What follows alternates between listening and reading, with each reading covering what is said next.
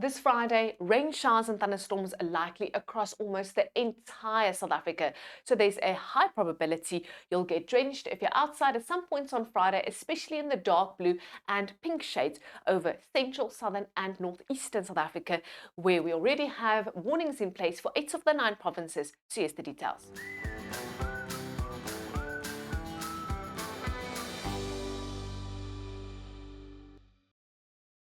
So what's causing all of this rain and storms? To understand that, we always look at the bigger picture, and our synoptic analysis is clearly showing a very deep surface trough indicated with these blue lines sitting over western South Africa. But what is a trough? I always think of it as a valley or a river where the pressure actually drops, and it's also being squished by these two high pressure systems in the Atlantic and Indian Ocean. So usually thunderstorms and showers develop east of the trough due to rising air, and that's exactly what we can see will happen throughout Friday across South Africa. So we do have a dry line also sitting here over the Northern Cape, so we are expecting a few of those storms to become severe here over parts of the Northern Cape as well as the Karoo, and those storms will start to move eastwards over northwest, the Free State and the Eastern Cape, where we've got a yellow level 2 warning in place and a yellow level 4 warning in place for Limpopo as well as in Mpumalanga, where our ECMWF accumulation model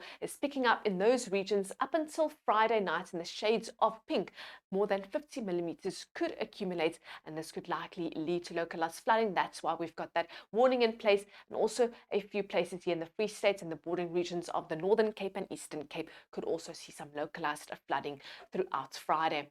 So winds will also pick up here along the coast of the Eastern Cape and blow strong at times, and as that trough slowly moves eastwards, we're expecting fresh northwesterly winds in large parts of the Northern Cape. Now let's zoom into the Western Cape, and northerly winds expected to blow along the coast, and then much later into the evening, an onshore flow expected to bring in cloud and a few light showers. High instability values here over parts of Hermanus and Thunderstorms. Therefore, a few thunderstorms are likely to bubble up over here as well as over Swellendam, but most of the storms are stretching all the way there from the central Karoo over large parts of the Karoo in the Western Cape as well as the Little Karoo. Latest stormy conditions also expected to reach parts of the southern coastline. Most of the storms moving here over Graafrenet and spreading eastwards over the northern and eastern regions of the Eastern Cape. That's where we've got that yellow level 2 warning in place. A few of those storms could likely become severe, as we saw on Thursday, and then much later that scattered storms expected to move over the Wild Coast. We've also got that warning in place in the vicinity of Mthatha and Port St. John's. In KwaZulu-Natal, it's going to be partly cloudy and windy at times along the coast, with only a 30% chance of a few thunderstorms bubbling up here and there. Moving to Mpumalanga, where it's going to be mostly cloudy and much cooler, scattered showers and thunderstorms over the high velds, with most of the rain falling along the eastern escarpment.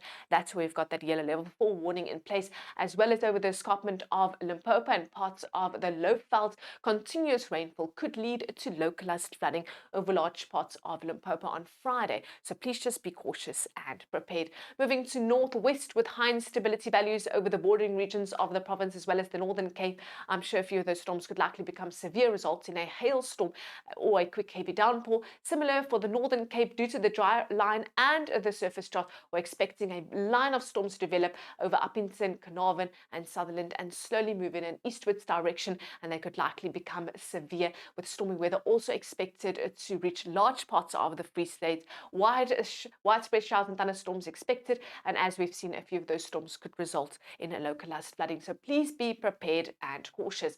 Moving to Gauteng, where it's mostly cloudy and the ground is saturated with scattered showers expected, so we do have a yellow level 2 warning in place for the northern parts of the province. Into this weekend, that surface trough is starting to weaken, but still enough moisture for isolated scattered storms to develop in the northeastern regions as well as here in the Eastern Cape. I'm sure there will still be a few warnings in place for Saturday and Sunday, as more storms are likely over northeastern South Africa and windy here in the west. Well, that's all from me. Stay safe, South Africa.